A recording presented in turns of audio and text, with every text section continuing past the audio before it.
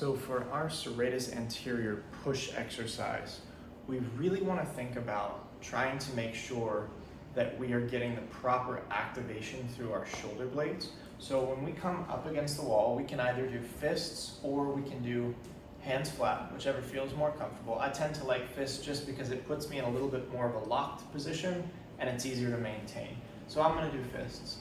So from here, what we want to think about, we want to make sure our feet are about hip width apart, and we want to be not directly underneath, but we want to set our feet back ever so slightly just so that we're leaning the littlest bit in. We don't want to be crazy tipped over like this. We want to think about probably like a 10 to 15 degree lean for starters. So once I set up in this position, feet are hip width apart, I'm leaned in a little bit. I want to limit the amount of arch that I have in my low back. So I want to really think about trying to tuck my tail underneath me just the littlest bit to lengthen my low back. Now from here, what's naturally going to want to happen is we're going to want to start to kind of compress our cervical spine as we go through this. So the goal is really thinking about trying to lengthen through that backmost point of the top of the head as we go into this exercise. So what we're going to do is we're going to engage our lats, just thinking about trying to drop our shoulders down the littlest bit, and that's going to get us into a good locked position to begin with.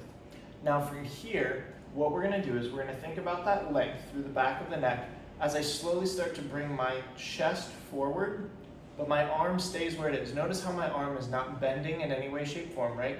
I'm coming forward, I'm taking that chest point and I'm reaching it towards the wall, but I'm keeping everything connected as I go through that. Now, once I get to here, what's going to want to happen as you come in is you're going to want to start to compress. I want you to try to limit the compression by trying to keep your chest reaching up instead of down. So instead of thinking about as I come in, letting my chest kind of collapse, I want to think about lifting my chest up to reach it.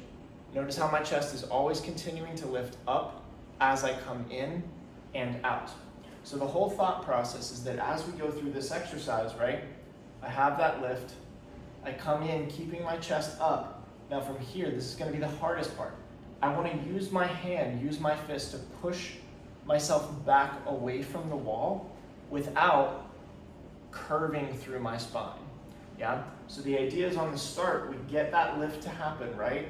As we push back, we maintain that lift by widening through our scapulas. Now, what do I mean by that? Well, when I start to pull this way, I slowly start to pinch my scapulas together the littlest bit.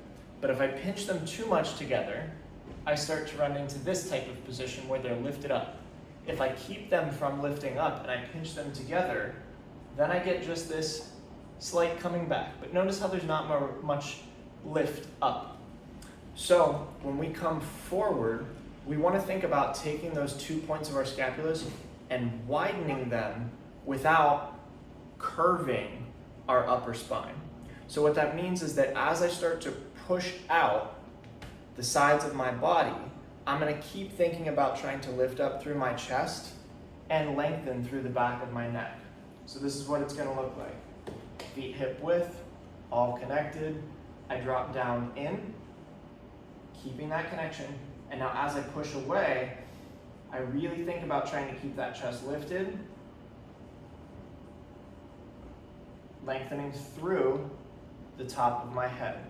And if we do this properly, we should feel an engagement right on this side of the body, just right down from where the armpit is. That's going to be our serratus anterior.